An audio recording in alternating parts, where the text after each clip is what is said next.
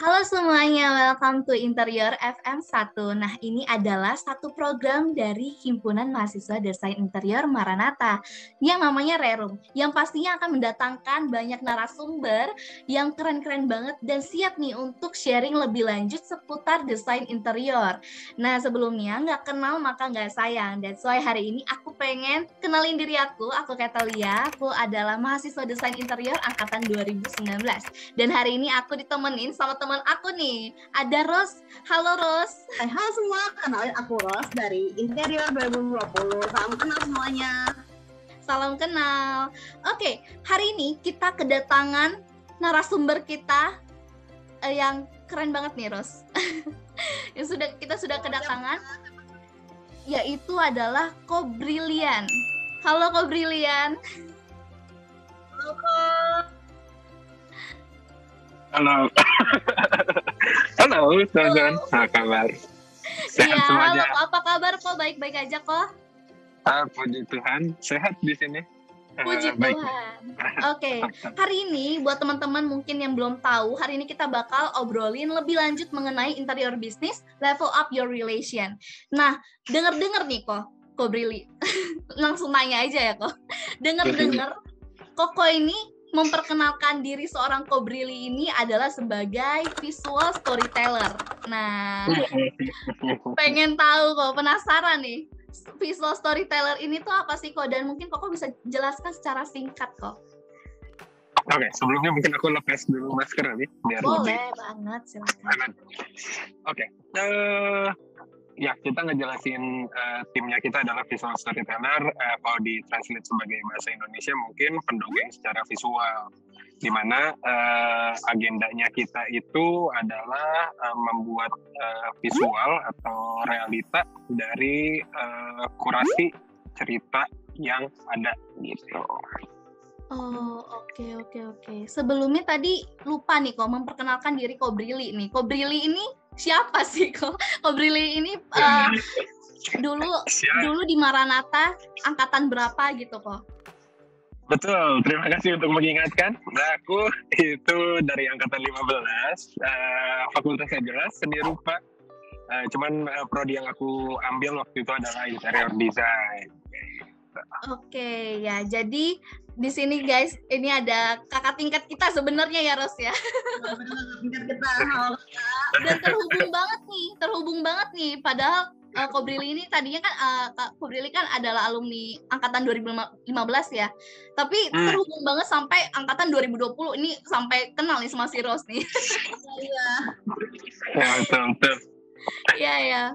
Oke, tadi based on profile-nya Ko Brili ini tadi bilang kalau Ko Brili itu adalah alumni mahasiswa desain interior Marnat angkatan 2015 ya. Nah, boleh tahu dong kok gimana pengalaman Ko Brili selama Ko Brili itu kuliah di desain interior tuh gimana kok? Nah, jadi waktu zaman-zaman aku kuliah mungkin sedikit aktif, jadi ikut-ikuti beberapa kesempatan jadi panitia, ikut kepanitiaan di kampus, juga jadi bagian dari himpunan di desain interior waktu zaman itu. Kayak gitu, itu mungkin sedikit keterlibatannya aku di kampus sih, selain jadi manusia yang baik-baik saja di kampus. Baik-baik saja. Oh gitu ya kok. Wah, karena itu kan alumni interior nih. Kenapa sih kakak milih interior gitu? Keinginan sendiri atau orang tua nih yang ngurus kayak, ngurus interior aja nih? Atau gimana nih kok? Mami, papi, maaf. Iya, long story short sih itu emang kepinginan sendiri sebelum. Dimana waktu sebelum dari sini sebenarnya ada beberapa nama kampus yang terlintas untuk dijajaki gitu. Tapi emang jodohnya ada di Maranatha ya waktu itu. Emang sengaja dari awal udah ngambilnya interior, karena sebenarnya banget kegalauannya emang mau ngambil jalur seni, cuman masih nggak tahu antara mau ngambilnya waktu itu antara DKV atau interior sih.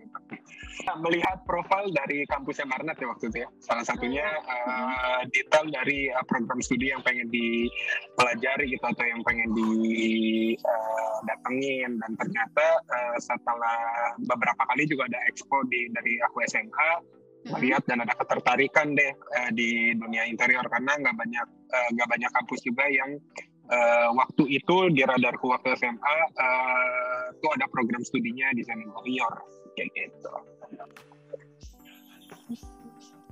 Oh gitu ya kok. Jadi emang keinginan sendiri ya untuk masuk interior sih. Ya dengan aku yang kayak yang kecemplung aja gitu di interior. Dan selama jurusan interior nih, apa sih yang kakak pelajarin gitu ya, udah pelajarin sama di interior? Mungkin bukan hanya mengenai gambar-gambar aja, mungkin ada hal lain yang kakak pelajarin gitu. Boleh dong kakak cerita? Kalau dari pengalaman di interior ternyata banyak sih, salah sedikitnya mungkin salah dua yang aku sebut tuh. Yang pertama tuh harus punya grit atau persisten gitu, karena seperti yang kita tahu ya, berkarir di interior tuh tidak secepat itu, banyak yang harus dipupuk atau dibikin, dan sebenarnya udah kelatih tuh dari zaman-zaman kuliah, karena di zaman kuliah kan lebih banyak begadang lah ya. Begadang tuh udah kayak makanan sehari-hari, yang saya pikir dimana setelah beres dari kuliah tuh tidak ada begadang-begadang lagi. Tapi kemarin malam saja saya tidur jam 2 gitu.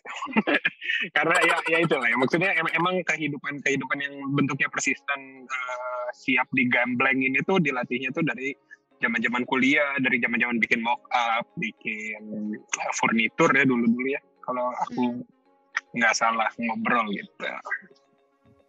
Jadi banyak banget. Oke kok. Oke, makasih kok. Dan ada nggak sih kok, kan jurusan interior itu kan itu jurusan yang paling sulit nih. Maksudnya katanya tadi yang aku bilang nih mengenai bergadang. Ada nggak sih kok kesulitan-kesulitan nih yang aku alamin selama kuliah di jurusan interior? Kalau ada apa aja kok? Terus cara nge-solving itu gimana sih gitu? Biar teman-teman nih yang dengerin juga kayak bisa jadiin tips gitu kok. Kalau dari masalah sih nggak tahu ya.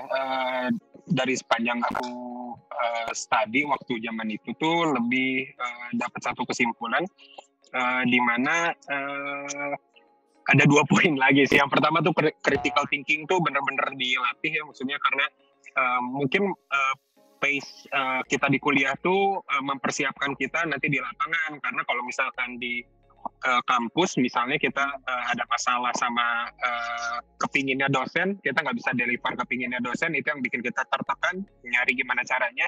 Yang paling pertama tuh critical thinking tuh jadi sangat penting gitu loh untuk jadi problem solver kayak gitu. Terus yang kedua adalah untuk punya mentalitas yang lebih kuat ya, maksudnya nggak gampang goyang gitu loh.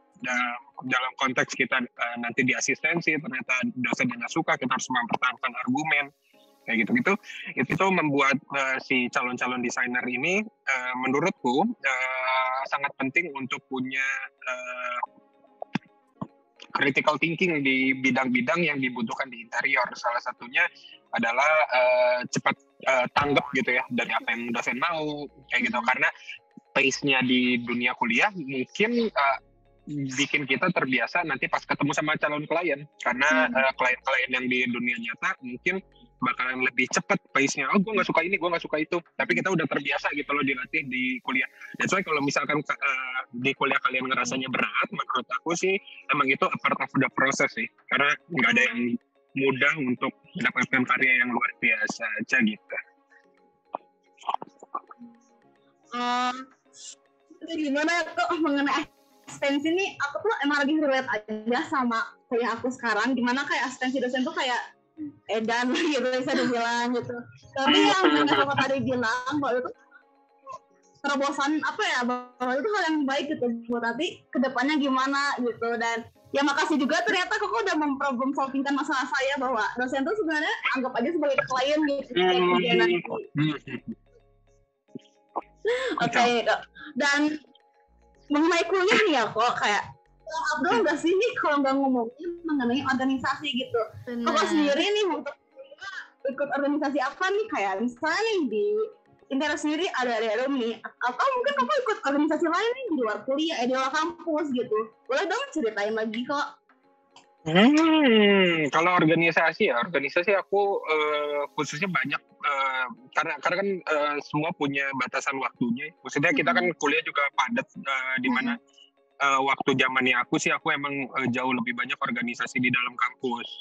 Justru kepanitiaan di luar kampus tuh gak gitu banyak yang aku ikutin memang, tapi balik lagi karena aku tahu kebutuhannya apa, jadi aku nggak maksain mukul ke segala arah, karena aku tahu yang aku butuhin adalah bagian-bagian tertentu dalam kepemimpinan. Misalnya aku ngelihat apakah hal ini bisa ditawarkan dari organisasi yang aku ikutin waktu pada zamannya. Jadi kalau misalkan ditanya organisasi apa aja yang diikutin, ya kemungkinan hampir 80% sampai 90% yang ditawarkan di kampus secara organisasi tuh udah pernah nyelup gitu loh ke dalamnya, termasuk dari Rerum.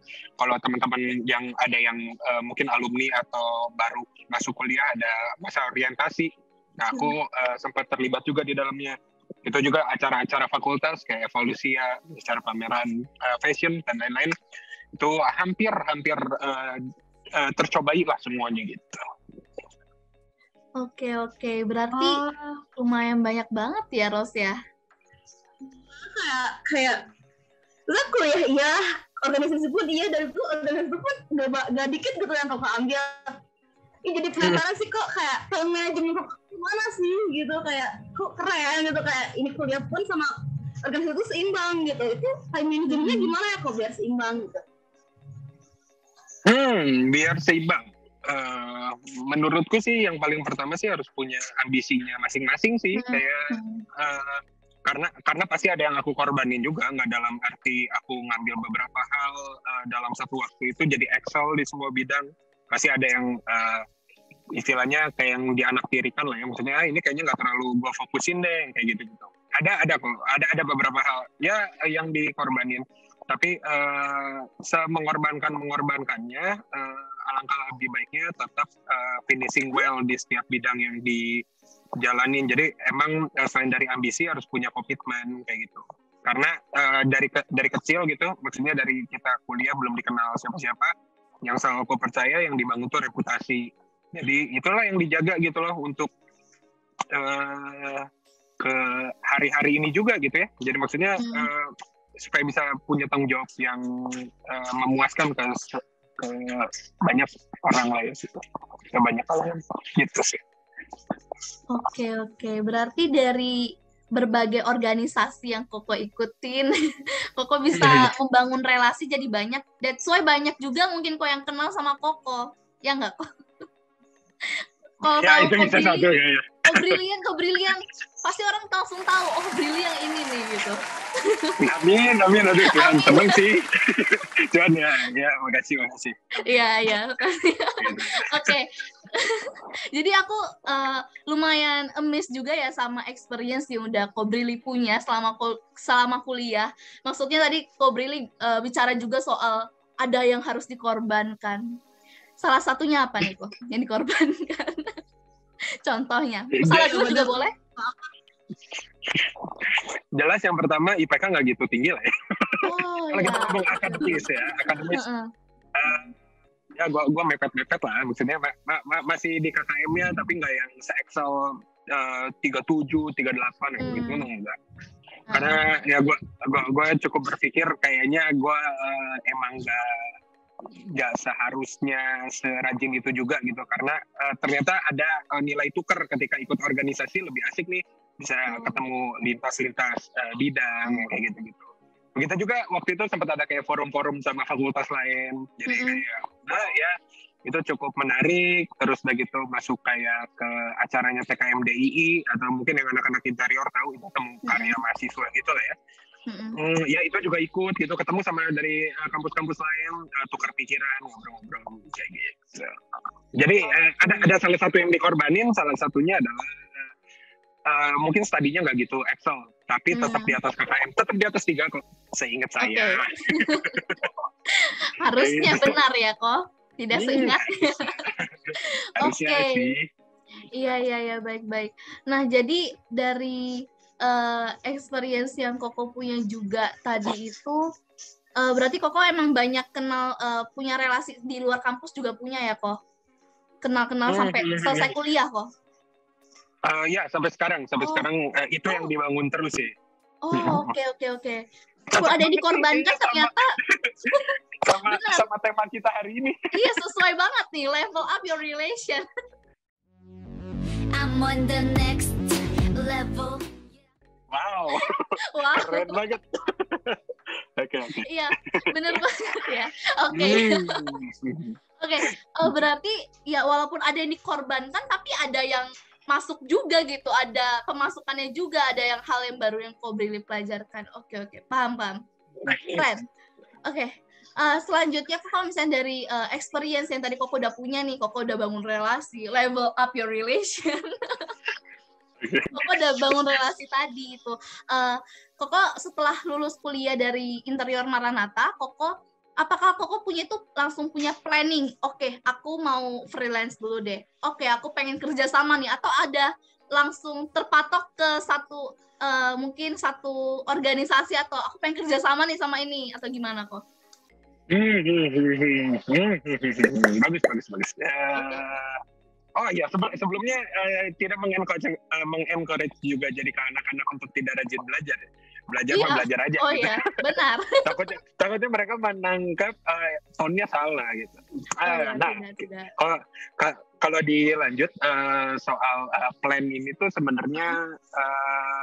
sebenarnya banget kalau dari aku sendiri punya kesadaran bahwa sesuatu yang besar tuh harus dirancang. Itu sih mungkin pola dasar berpikirnya. Jadi hal ini tuh kejadian waktu aku ada pertukaran pelajar. Aku sempat ambil 1 semester di Malai untuk ketemu sama orang-orang di sana juga, untuk tahu gimana cara mereka berpikir, ngobrol culture-nya gimana. Karena ada bedanya maksudnya antara kita liburan ke satu negara sama kita tinggal di satu negara. Itu based on experience kayak gitu, kayak banyak hal yang sebenarnya common tapi nggak kelewatin ketika kita cuma liburan kayak gitu. That's why harus tinggal di negaranya. Itu menurutku ya kayak gitu.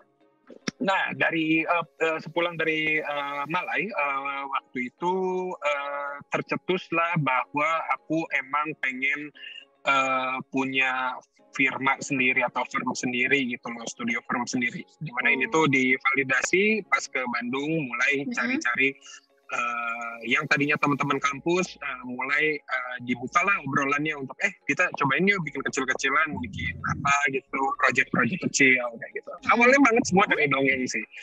Tapi ternyata dari lepas dongeng itu yang membuat aku punya kepingin untuk punya tempat sendiri atau berwirausaha sama menggunakan existing network yang aku punya. Jadi aku selalu percaya relation yang kita punya itu tuh misalnya ada anak-anak yang baru lulus, gue nggak punya kenalan, gue nggak punya network gimana gue bisa masuk ke tempat yang oke. Pasti ada, sesimpel kita lihat dari teman SMA kayak gitu sih. Oke. Jadi Koko membangun network gitu ya dengan orang-orang yang sama dengan Koko juga gitu. Justru malah beda. Kalau aku, karena yang pertama tuh mungkin keberaniannya aku adalah karena punya pengetahuan, salah satunya tuh untuk spend uang jajanku sedikit untuk traktir orang ngopi kayak gitu, untuk ngobrol aja. Ya mungkin ini bisa jadi trik juga ya untuk teman-teman ya. Dan emang bener-bener tulus untuk ngobrol, bukan untuk nyari uang atau nyari ada udang di balik batu kayak gitu. Tapi emang bener-bener ya semua menurutku, semua project interior atau set design yang kita kerjain per hari ini semuanya based dari dongeng dulu gitu loh. Jadi aku sangat terbuka gitu, kayak Bril ini gue cuma tanya-tanya, ya santai aja sih, project nggak perlu selalu jadi, tapi kita jadi bisa temenan kayak gitu loh. Oh ya, oke, paham. Ini aku udah mulai masuk nih ke pola pikirnya kok Bril nih, bener-bener nih. Dan satu lagi kalau misalnya dari aku kok, kalau misalnya tadi kan Koko membangun dengan networking orang lain, baru kayak traktir kopi, seru ya traktir kopi. Baru juga hal lainnya gitu. Mungkin Koko kalau misalnya relasi setelah kuliah tadi itu kok, Koko itu ada perasaan kaget gak kok? Atau memang Koko dasarnya enjoy banget untuk berelasi dengan orang-orang yang gak dikenal, stranger sekalipun, oke, what's up bro gitu. Atau mungkin ada hal yang Koko agak kaget gitu, oh ternyata dunia kerja kayak gini ya gitu. Mungkin dari beberapa partner yang sekarang jalan sama timnya kita tahu kalau gue tuh introvert yang extrovert. Jadi oke. Gimana gue? Tapi gue sepede itu untuk ngajak ngobrol orang yang nggak dikenal, untuk ngajak ngopi kayak gitu. Kalau menurut gue kan sekarang kita gampang ya, maksudnya untuk nge-trace orang, kita bisa lihat portofolionya dari sosmednya kayak gitu. Dan kalau misalnya menurutku semenarik itu untuk secara profiling untuk kita ketemu, untuk dongeng kayak gitu, I don't mind untuk kontak mereka duluan kayak gitu. Oke. Itu YOLO-nya ya. Enggak, teman-teman yang mendengarkan jangan dalam konteks ini tuh berhasil semua. Saya ditolak, nggak mau, takut ditawarinnya bisnis-bisnis yang bodong gitu banyak. Jadi ya udah kayak gitu. Oke. Selanjutnya? Jadi sekarang Koko udah kerja lah ya, ya sekarang ya berarti. Terus gimana sih kok cara untuk beradaptasi nih di dunia kerja? Kan banyak nih kasus di mana tempat kerja itu nggak sesuai nih dengan keinginan kita gitu. Contohnya nih kayak misalnya pertemanan atau kayak time manajemennya gitu. Kayak gimana sih? Apakah kayak dihajar aja atau kakak mikirnya yaudah gue aja lah gitu cari hal lain? Koko tuh kayak gimana sih? Kalau ngomongin soal tipe sih, kalau aku sendiri secara personal tuh emang karena ya tadi ya basisnya adalah aku tuh merancang kayak gitu. Aku percaya sesuatu yang ribet, sesuatu yang besar tuh banyak perancangannya. Begitu juga interior. Kalau misalnya rumahnya kecil mungkin bisa dikerjain sendiri sama tukang kayak gitu. Tapi ketika rumahnya jauh lebih besar, lebih kompleks gitu, justru makin banyak orang-orang yang masuk di dalam satu proyek itu. Dalam konteks, aku udah merancang kehidupan aku duluan gitu loh. Kurang lebih ngebahas kayak risk manajemennya lah ya. Kira-kira gimana. Jadi basically banget, aku ngelihat di umur aku yang masih 20, kalau misalkan waktu itu ya, waktu itu aku umur 20 dan aku di umur 30 jatuh miskin dan gak punya apa-apa, aku mikir di umur 30 masih muda. Jadi rather than mikirin perasaannya dimaki sama klien, diinjak-injak sama partner, ribut besar sama partner, aku lebih mikir ya udah kalau misalkan ini tidak mengencourage, cuman ada beberapa orang yang bilang semua orang tuh punya jatah nih. Daripada kita manjain jatahnya kita di awal-awal kuliah yang dimana masih banyak banget yang bisa kita pelajari gitu, meskipun lewat sakit gitu ya, maksudnya kayak nggak enak nih gaulnya, jokesnya nggak nyambung lagi, orang yang asik, ada lagi orang yang asik kayak gitu. Kayak kalau gue sih lebih ngelihat outcome-nya untuk gue apa sih, kayak misalnya gue ngerti ilmu kepemimpinan, gue tahu bahwa semua orang tuh nggak bisa di-treat sama kayak gitu, banyak treat orang-orang, karena ini tuh untuk gue kayak cycle kan, maksudnya kalau misalkan kita nggak bisa beresin masalah yang kecil itu di hari ini, next kita besar tuh kita bisa jatuh karena masalah kecil ini. Jadi harus dihajar aja sih kalau gue sih mikirnya. itu. Karena pasti satu saat juga kena batunya juga gitu. Oke. Nah kok ini buat aku mungkin kedepannya teman-teman lain juga nih yang lagi cari kerjaan mungkin ya, karena udah lulus kuliah, ada nggak sih kok tips untuk cari kerja kerja nih atau pekerjaan yang baik dengan kita? Apakah harus itu kayaknya gede atau kayak harus punya penghargaan nih dan ikut lomba-lomba? Menurut kok gimana? Nah benar, itu adalah menurutku pertama banget ya, konteksnya adalah kekayaan itu adalah dampak bukan hasil. Jadi kalau misalkan ngelihat kesuksesan itu dari uang, misalnya dari jumlah uang ini tuh dampak dari kita ngelakuin sesuatu yang baik kayak gitu, bukan tujuan akhirnya. Sama juga sama kayak kalau misalkan tujuannya adalah penghargaan tuh bukan dijadiin tujuan, tapi jadi dampak dari kita ngelakuin hal yang baik. Nah ini tuh berdampak sama apa? Sama obrolan-obrolan yang biasanya ada yang ngomong lebih bagus entrepreneurship, ada yang lebih bagus dunia profesional. Ini tuh dua-duanya tuh sama-sama baik menurut gue. Karena konteksnya kakak gue tuh profesional, gue tuh bikin bisnis sendiri kayak gitu. Dan gue bisa ngelihat kehidupan kita tuh sama-sama jadi lebih baik karena ngejalanin apa yang kita pegang. Konteksnya adalah daripada kita fokus sama tujuan akhirnya, lebih baik fokus sama apa dampak yang mau kita kasih ke orang-orang. Kalau menurutku, karena kalau misalnya aku sendiri punya dasar kayak membuat lapangan pekerjaan ini karena basically aku senang ngelihat orang-orang bisa senang ketawa bareng di satu meja yang sama ngomongin topik yang sama kayak gitu dan ya aku punya kesenangan tersendiri lah di sana kayak gitu. Berarti Koko tuh kayak lebih enak, lebih apa ya, dalin aja gitu apa yang sekarang lagi dilakuin untuk nanti mah ya nanti aja gitu kan kok. Aku nangkapnya sih kayak gitu ya, jadi jalanin hajar aja sekarang gitu. Tetap kasih yang terbaik lah kayak gitu. Nanti pasti satu saat ada orang yang ngelihat kita kok, pasti ada, pasti. Menurut filosofi yang aku percaya ya, nggak ada yang namanya keberuntungan itu, tapi benar sih. Yang ada tuh persiapan ketemu sama kesempatan. Jadi selama masih bisa siap-siap, menurutku lebih baik ya persiapin aja yang terbaik di semua proyek yang lagi dipegang. Entah itu dari kampus, entah itu dari luar. Karena kita nggak ada yang tahu siapa yang ngelihat kita. Gitu. Ya, benar sih kok. Karena ya dengan cita-cita dari teman-teman atau dari kakak sendiri juga ya, apapun yang dilakuin hajar aja katanya sekarang gitu. Nah, kan tadi nih di awal gitu, Koko tuh udah ceritain nih mengenai apa tadi Bethesda Studio gitu kan, yang storyteller itu. Nah, Koko bisa nggak jelasin lagi secara detail nih mengenai kerjaan Koko sekarang? Buat apa ya? Kita pengen tahu gitu. Sekarang tuh Koko tuh lagi usaha dan karir tuh lagi ngapain gitu, kayak detailnya tuh apa gitu. Ya, menarik nih untuk jawab gitu.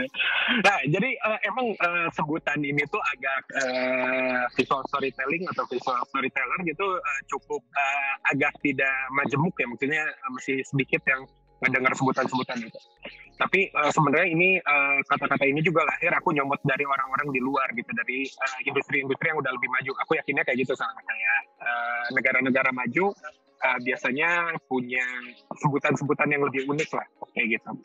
Nah itu yang mendasari si visual story telling team ini tuh lahir. Jadi sebenarnya di awal-awal banget aku tuh sebelum terjun ke dunia interior, aku justru terjun duluan ke dunia film, perfilman gitu.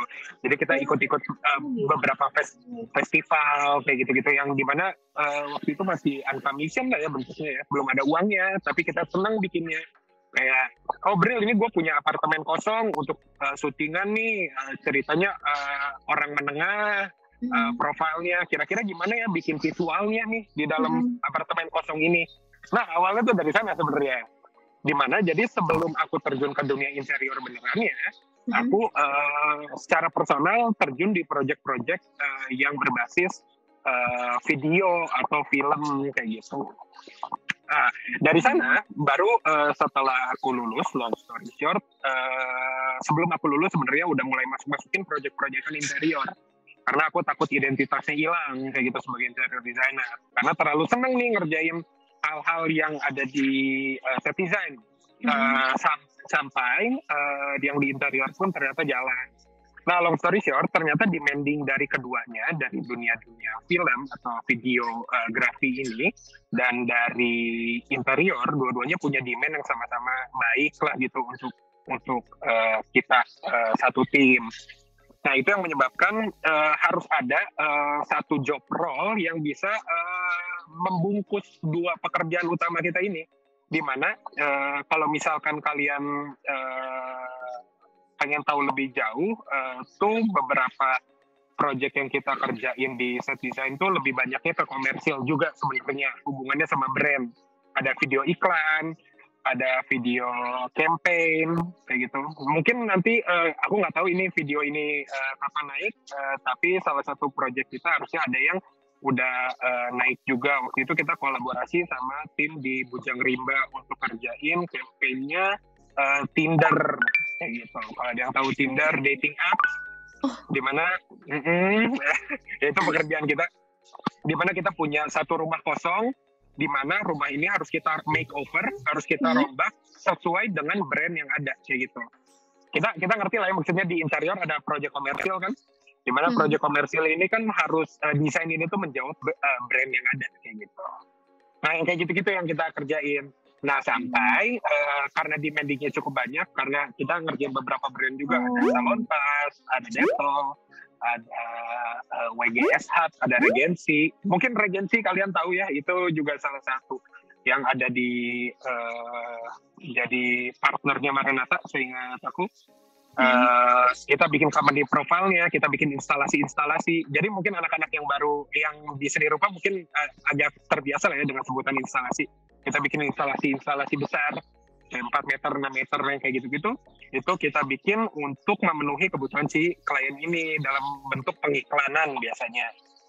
Nah, kita rangkum deh jadi satu. Sebenarnya kita tuh apa sih? Kita tuh senang ngedengerin cerita orang, brief klien kita senang, dan begitu juga brief dari brand kita senang untuk dengerin. Dan kita tuh bisa ngolah setiap kata jadi metafora bentuk kayak gitu. Sampai kebentuk nih, oh ini nanti warna temboknya misalnya pink karena warnanya Tinder, sesimpel itu mungkin ya. Kayak, oh ya ini temboknya warna pink, kita rubah warna temboknya jadi pink semua gitu.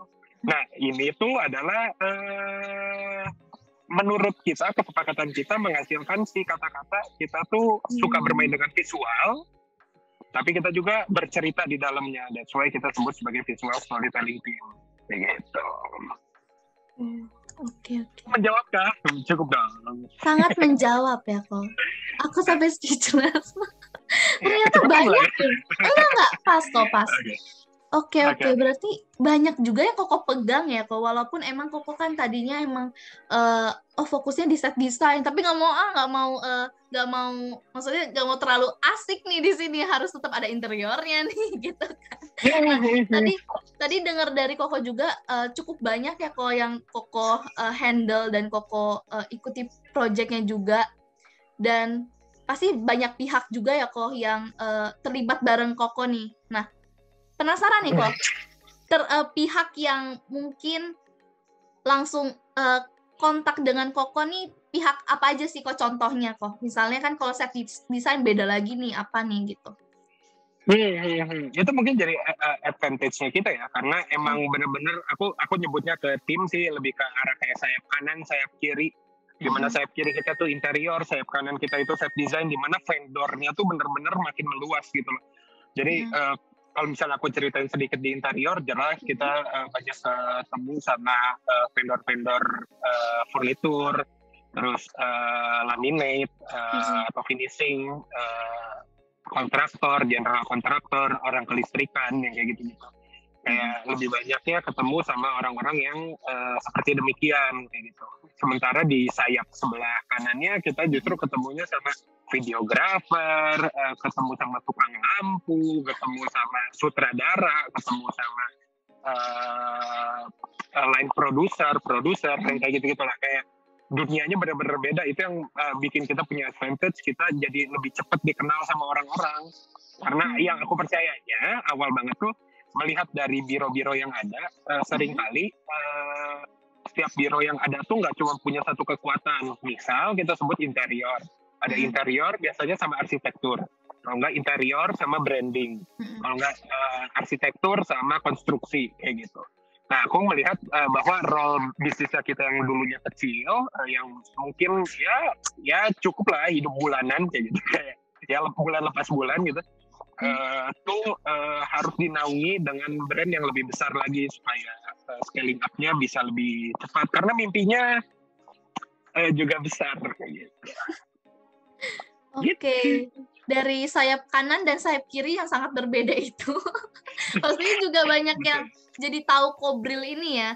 Nah, langkah awal Koko atau persiapan Koko nih untuk bisa relasi, itu Koko relasi langsung kan, bener? Dari Koko langsung dengan mereka kan? Bener ya tadi? Iya, betul. persiapan Koko untuk mereka berelasi atau memulai kerjasama dengan mereka itu gimana kok? Apakah seperti cerita awal Koko tadi, Koko enjoy way gitu, kayak ngajak ngobrol dengan ketawa-ketawa, atau mungkin ada teknik lain, cara lain, resep lain kok mungkin? Karena kan beda-beda ya. Oke, ini juga menarik untuk dijawab karena baik. Aku langsung kepikiran karena menurutku pertama harus diakses juga orang-orang yang bakal masuk ke circle kita. Itu nggak tahu kenapa ya, bukan untuk membatasi tapi untuk orang-orangnya jadi bisa lebih komplit untuk jadi orang yang lebih baik gitu. Kenapa?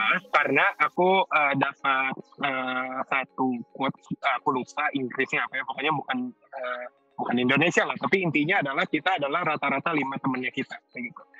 Jadi paling penting tuh at least di 5 circle pertemanannya kita bisa hitung ada siapa aja. Nah ini tuh sebenarnya kita tuh rata-ratanya dari mereka aja. That's why kalau misalkan emang pengen grow antara dua nih, antara emang bener ganti teman lain untuk leverage gitu loh pertemanannya, atau sama-sama pengen maju kayak gitu. Nah ini yang bikin menurutku bukan jadi selektif untuk pertemanan, tapi apalagi di dunia bisnisnya gitu ya, tapi bisa punya mindset yang sama-sama ngebangun. Karena yang aku pegang per hari ini, kenapa orang-orang bisa trust sama brandnya kita, karena kita ngejaga reputasi. Kita nggak pernah nuker uang yang sedikit sama masa depan yang panjang. Kayak gitu. Karena bisa aja di beberapa kesempatan sebenarnya di industri kita kan sebenarnya agak gelap ya untuk ya bermain apapun gitu di dalamnya. Tapi yang aku percaya tuh lebih penting reputasi daripada keuntungan yang sedikit lebih banyak di hari itu. Dan ini ya namanya harus sabar ya, maksudnya kita harus makro nih kesabarannya. Ya kayak aku mungkin salah satu sampel yang cukup garis kerasnya adalah lu siap nggak sampai umur sekian emang lu nggak jadi apa-apa di sini. Jadi ketika kita bikin karya apapun di dalamnya kita tuh ikhlas bikinnya kayak gitu, nggak hitungan gitu. Karena kadang nggak sedikit yang gue udah 2 tahun di sini gue nggak jadi apa-apa, nggak ada yang tahu ternyata tahun 2 lebih 1 hari itu dia jadi orang gitu loh dengan persiapan itu. Jadi ya di planning aja gitu, ada resiko manajemennya. Kayak kalau dari aku sih gitu. Oke, aku jadi penasaran nih kok. Kan Koko banyak nih pegang ininya ya, projectnya ya kok. Kayak dari berbagai macam jenis ada gitu. Dia ambil hajar aja kalau kata Kobril ya guys ya. Nah, hajar dulu. Pastinya juga Koko ketemu berbagai klien juga ya.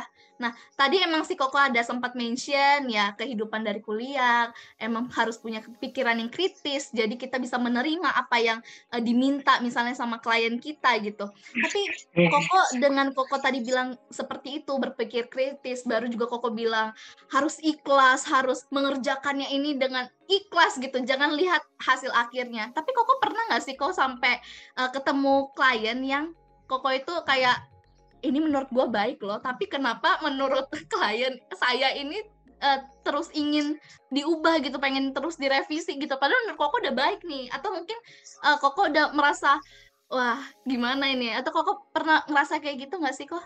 Ada di posisi itu pernah nggak sih kok? Pernah, dan itu yang menyebabkan aku berpikir baik aja nggak cukup, harus pintar juga.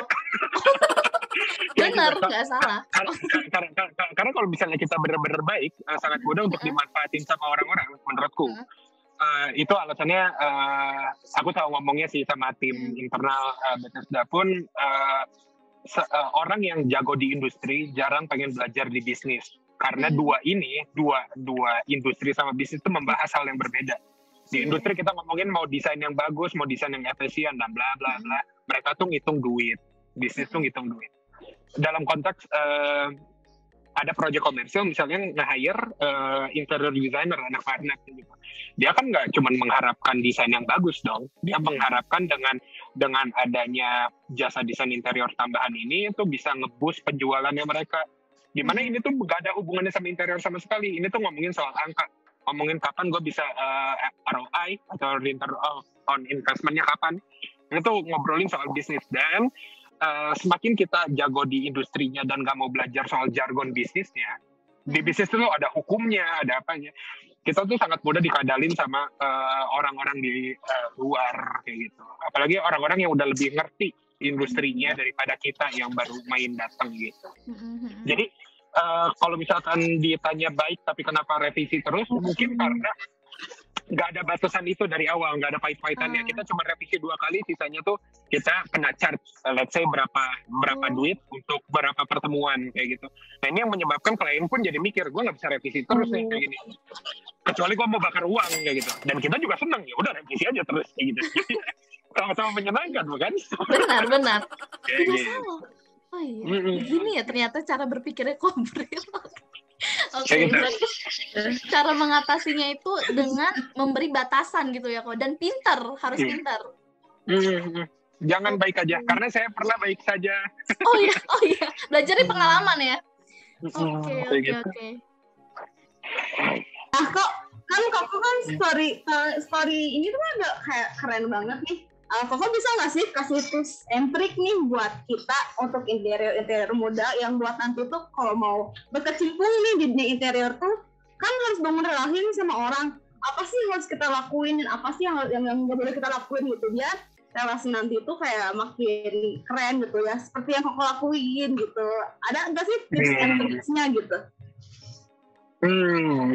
Yang paling pertama sih menurutku ya, harus tulus menurutku.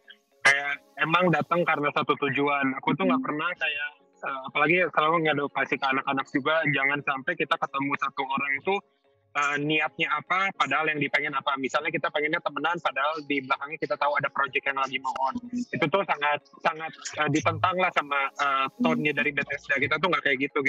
Kalau mau berteman ya berteman, ngomongin bisnis ya ngomongin bisnis kayak gitu.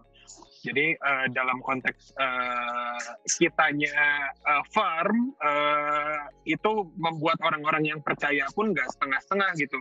Kayak ada kok beberapa potensial klien kita yang justru kita kasih tahu, kita edukasi, belum di saat ini lu pakai jasanya kita. Lebih baik lu gedein lagi dulu bisnisnya, karena lu butuh perputaran uang sekian untuk bikin bisnis lu setelah dengan adanya kita jadinya bertambah value-nya, bukan jadi bangkrut kayak gitu. Nah, relasi-relasi yang kayak gini yang menurutku itu jadi sehat ke antara gue sebagai supplier atau yang pemberi jasa, juga ke klien gitu sebagai penikmat jasanya. Itu yang paling pertama sih menurutku. Kalau punya dua maksud itu rata-rata hubungannya tuh selalu ada udang di balik batu. Karena itu kan mentalitas ya, menurutku sih mentalnya. Nggak perlu takut kehilangan klien. Karena pasti selama kitanya berusaha gitu ya untuk nyari gimana caranya, pasti ada aja kok ketemu sama orang-orang yang butuh kita gitu loh.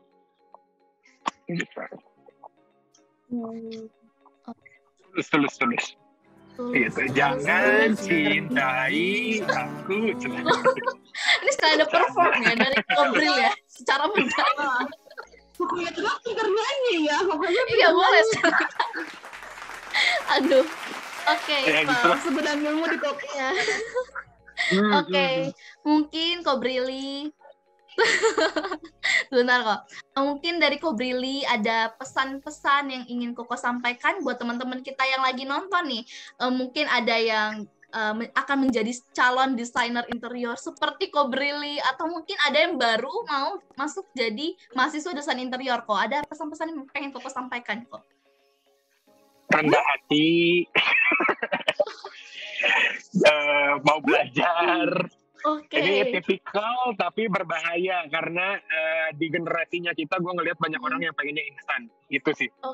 Ya. Itu yang cukup bertentang belakang sama balik lah ya sama gue, karena gue ngerasa ya ini yang selalu diomongin juga, gue siap berhasil di umur 30 dan gue siap nggak punya apa-apa di 30. Itu yang bikin kita selalu mikirnya ini tuh game maraton loh.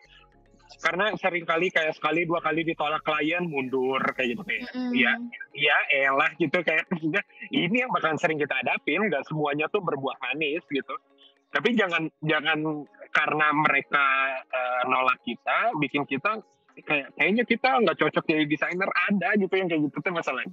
Jadi be patient aja sih menurut gue. Kayak kalau misalkan emang kita pengen berkarir di dunia ini, karena untuk gue dunianya tuh nggak selalu ada di desainnya aja kayak gitu. Di timnya kita tuh ada yang namanya business developer kayak gitu, kerjaannya ngapain ngegedein bisnisnya Bethesda gitu loh, bikin surat menyurat, surat kontrak kerja dan lain-lain yang berhubungannya sama bisnis kayak gitu. Ada yang ngurusin HR gitu loh, karena di tim kita ada banyak outsource juga gitu yang bisa keluar masuk by project kayak gitu. Ada yang in charge satu orang di sana, ada yang ngurusin lifestyle and culture-nya aja di tempatnya kita kayak gitu. Kayak gimana sih kita punya lifestyle tuh, kita punya culture tuh kayak gimana. Dan ini tuh ada R&D-nya ya guys ya, tidak kita langsung ngomong. Kita tuh kayak pernah nyobain gimana kalau cringe-nya kita nyobain satu hari kita bikin pizza day. Benar-benar tuh anak-anak ke daerah Dago gitu untuk makan pisang. Enggak deh, kayaknya nggak kita kayak gitu. Ada gitu si masa-masa pencobaannya itu. Dalam konteks kerjaan interior tuh nggak selalu melulu di interiornya. Karena bisa aja ternyata dari interior kita jadi ngerti untuk menjadi seorang brand strategis yang kayak gitu. Dari interior kita ngerti, ada peluang jadi marketeersnya atau jadi account eksekutifnya. Dimana duitnya nggak kecil loh. Kalau misalkan kita ngelihat yang profesional ya, kita lihat setingkatnya Hadi Prana dan kawan-kawan. Yang basicnya interior tuh kerjaannya nggak selalu jadi bener-bener desainer, tapi bisa ngerjain hal-hal yang baunya manajerial justru, baunya culture, baunya yang lain-lain kayak gitu. Jadi banyak banget interior tuh masih di permukaan menurut gue. Set design aja tuh bagian dari interior loh. Kalau dari kalian ada yang ngelihat Shang-Chi atau ngelihat The Witcher yang ada di Netflix, kalian bisa buka satu Instagram namanya Set Circle, di mana cara membuat lokasi setnya mereka itu tuh pakai gambar teknis, itu tuh pakai potongan, itu tuh ngebangun beneran kayak interior arsitektur kayak gitu. Tapi konteksnya film, udah beres filmnya diapain, dihancurin lagi kayak gitu. Tapi ini real, karena di Indonesia pun banyak yang kayak gitu, yang seniorku yang ada di dunia film bikin untuk satu iklan konteksnya 30 detik mereka bikin satu rumah, bangunan rumah kayak gitu. Dan udah beres hari syuting, lewat 3 hari 5 hari dihancurin bangunannya kayak gitu. Tapi konteksnya adalah interior tuh masih di permukaan, jadi banyak-banyak belajar. Kalau misalnya kita masih muda, nggak selalu kok orang matematika harus jadi guru matematika kayak gitu. Itu kan stereotipnya. Generasi kita tuh udah sedikit bergeser nih sama yang kayak gitu-gitu. Dalam konteks sekarang ada NFT, ada lain-lain. Gitu. Jadi banyak banget dunia yang bisa dieksplor. Jangan putus harapan aja. Itu ya guys, pesan-pesan dari Kobrili ya guys ya. Jadi jangan khawatir karena bisa eksplor mana aja kalau kita udah belajar desain interior. Oke, kalau misalnya nih kok ada teman-teman kita yang lagi nonton juga ya yang ingin bertanya lebih lanjut ke Koko atau mungkin ada juga yang mau lihat project-projectnya Koko, hasil projectnya Kobrili itu gimana sih gitu kan. Mungkin boleh Koko mention Instagram Koko dan juga mention Instagram studio Koko.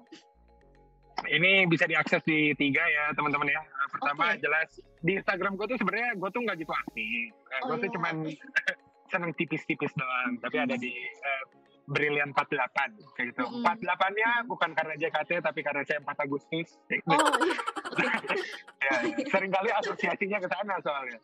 Terus kita yang kedua ada di Instagram studionya kita, ada di Bethesda Studio, BTSDA. .studio kayak gitu. Yang satu lagi bisa diakses di websitenya kita di bethesdastudio.com kayak gitu. Oke, ada websitenya juga ya. Nah, ya betul. Cuman masih developing kayak gitu ya. Oh iya. Oke, baiklah. Siap. Ini sekalian klarifikasi ya tadi Kokonya di Instagram pribadi Kokonya tuh iya kurang aktif sebenarnya. Klarifikasi mungkin ada teman-teman yang udah follow, mana nih Kobrili nih nggak ada post-postnya. Ya, emang tidak aktif guys. Iya, tidak aktif. Iya, sibuk soalnya guys. Orang sibuk kan soalnya. Banyak project soalnya. Oke. Jadi hari ini kita udah belajar, udah terasa nih, udah berapa menit ya? Kayaknya udah 40 menit lebih nih kita ditemenin Kobrili dengan segala experience yang ada. Sharing yang ada juga. Aku mau nanya dong, ini ke Rose kali ya. Rose, kamu hari ini belajar apa nih dari Kobrili? Yang paling relate sama diri aku itu tuh yang ini sih kok ya yang ini nih kayak apapun yang di depan tuh didobrak, karena jujur nih kalau aku boleh curhat ya. Oh ya boleh dong. Masuk interior itu bukan apa ya? Ya aku masuk ke interior itu tuh bukan karena keinginan aku juga. Maksudnya aku kecemplung aja karena beberapa faktor. Dan aku dapat beasiswa juga di interior. Jadi ya untuk sekarang aku memang belum tahu nih kedepannya mau ngapain. Tapi aku tuh punya backupan gitu loh kok. Ci dan ya teman-teman yang dengerin gitu. Aku tuh punya backupan kayak aku suka nulis, aku suka gambar juga, aku suka foto-foto juga. Jadi apa ya? Kata aku tuh tadi bilang kan untuk ngedobrak aja nih kayak apapun yang di diri kita sekarang untuk kedepannya tuh kita lakuin sekarang gitu. Itu sih yang paling kayak bikin aku tuh kayak aku mau ngelakuin apa aja gitu untuk sekarang gitu. Oke. Ini harus gue highlight tapi omongan dari Ros. Apa tuh? Adalah highlightnya dulu ya. Untuk gua tuh ngomong tuh gak cuman ngomong tuh bisa ngerubahin orang. Jadi keilmuan ngomong tuh bukan cuman bisa ngomong di depan umum tuh gak cuman untuk punya kemampuan itu tuh dilatih gitu. Jadi gua sih mungkin garis yang bisa diobrolin kayak kesukaannya adalah nulis.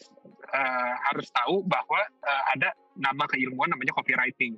Di mana ketika copywriting ini dicampur sama kemampuan bisa ngomong, bisa jadi public relation, kayak gitu. Bisa jadi kurator, banyak banget kayak gitu. Dan kuratornya mungkin kurator interior, kayak gitu. Mungkin kurator kesenian, kayak gitu.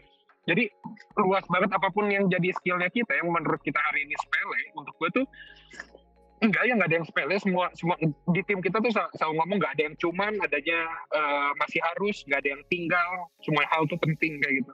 Terus selalu kita utarain karena menurut teman-teman gitu mungkin waktu di gua masih ngerintis dari nol mungkin nggak apaan sih interior tuh lulusnya jadi interior designer dong kayak gitu. Gitu. Kayak kalau anak musik tuh ya ujung-ujungnya ngeband dong. Gitu. Padahal ada komposer, ada songwriter, ada yang nulis lirik aja kayak gitu. Jadi apapun si keahliannya anggaplah studi yang diambil di sini apapun gitu ya dari teman-teman, ada yang ternyata kepental juga, ada yang masuk nggak sengaja atau tiba-tiba bergeser atau ternyata nggak suka di tengah jalan. Keilmuan ini tuh bukan the end of the world sih menurut. Justru ini yang ngebukain cara kita bisa berpikir kritis. Kayaknya gue nggak suka yang ini, berarti di hari itu bisa nentuin kita lebih suka yang mana kayak gitu. Oke. Paham. Thank you loh Kak. Lagi ini pencerahan lagi.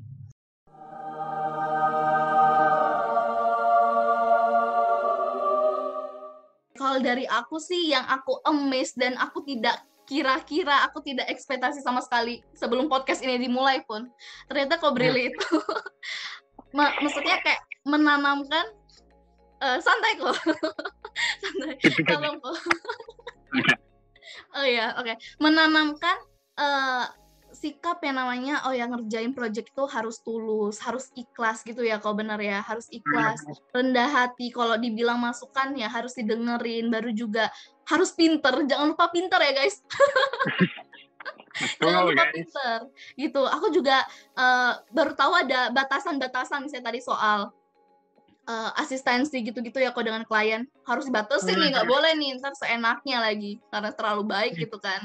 Ya benar-benar aku jadi belajar banget sih kok dari Cobrili, apalagi ya aku baru pertama kali juga nih ngobrol sama Cobrili, jadi aku tahu nih, oh iya ternyata Cobrili itu juga bilang tadi yang harus di-highlight teman-teman, yang harus teman-teman juga tahu, jangan mengejar hasil, benar ya kok, kejar dampaknya, apa yang menjadi dampaknya kita kalau kita kerjain sesuatu, benar ya kak?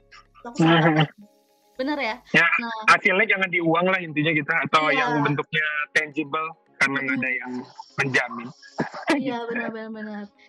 Iya oke. Thank you banget kok untuk kesediaan Cobrili, terima kasih banget kok karena hari ini tadi aja sampai Ros itu bingung loh kok.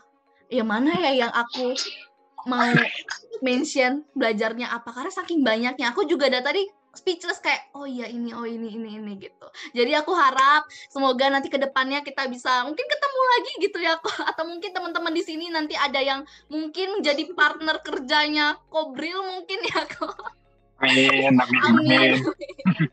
Ya, atau mungkin nanti Kobrili tetap menjalin hubungan dengan teman-teman kita yang mungkin sekarang angkatannya itu angkatan 20 atau mungkin ke depannya 21, 22. Mengajak teman-teman sekalian ya kok. Betul. Oke. Boleh dong. Boleh banget. Oke, terima kasih banyak kok Brili. Makasih banget maaf kalau ada kata-kata yang salah, kata-kata yang Sebelum mengakhiri, gue boleh nggak sih nitip pesan satu? Boleh silakan. Boleh kok. Boleh. Tapi ini mungkin lebih karena gue tahu karena ini lebih ke arah personal ya. Jadi ini gue fungsikan untuk ngelihat diri gue lagi. Jadi kalau di 3 tahun ke depan gue ngelihat video ini lagi ada di YouTube, gue nonton lagi seberapa banyak omongnya gue ada di belakang gitu. Ini mungkin lebih ke arah supaya gue terchallenge juga gitu ya, biar malu kalau nggak kesampaian. Untuk 3 tahun dari sekarang, at least harus ada kantor utama di Singapura. Amin. Ya, Wow. Itu mimpi. Iya. Amin. Amin. Kita bantu doakan ya. Sampai jumpa di 3 tahun Kobrili melihat ini. Iya. Gue nggak gitu yakin gue bisa di sana, cuman itu mimpinya sih. Itu mimpinya. Kobrili yang bilang juga kan, gas aja gitu. Kayak gitu. Jadi setidaknya ada jejak digital. Iya, jejak digital tetap ada kok. Jangan khawatir. Teman-teman di sini yang juga nonton di sini juga udah menyaksikan sampai akhir, sampai di sini masih nemenin kita, masih yang mungkin dari tadi udah yang amazed sampai kayak wah Kobril gini ya ternyata. Boleh banget buat sharing mungkin kan kalau misalnya ada yang pengen ditanyakan atau pengen di-sharingkan, pengen tanya ke Kobrilnya tadi sudah di-mention Instagramnya, pengen lihat project-projectnya juga sudah di-mention Instagramnya. Tapi kalau teman-teman pengen tahu lebih lanjut mengenai desain interior Universitas Kristen Maranatha, boleh banget untuk langsung aja follow @FSRI Maranatha, @Interior Maranatha, dan juga @Rerum Maranatha. Karena di situ bakal tetap ada update-nya, informasi seputar desain interior Maranatha. Jadi gak ketinggalan nih ada apa nih event selanjutnya. Dan juga teman-teman jangan lupa like, comment, and subscribe channel ini biar teman-teman gak ketinggalan juga nih notification dari kita. Kalau misalnya kita juga ada podcast selanjutnya dengan apakah nanti narasumbernya adalah gerombolan teman-teman Kobrili, kita tidak pernah tahu ya teman-teman. Kita tidak ada yang tahu. Jadi ya sekian dari kita hari ini. Thank you banget sekali lagi ya Kobrili. Terima kasih banyak waktunya. Terima kasih. Terima kasih. Terima kasih dan sampai jumpa teman-teman di Interior FM selanjutnya. Bye-bye.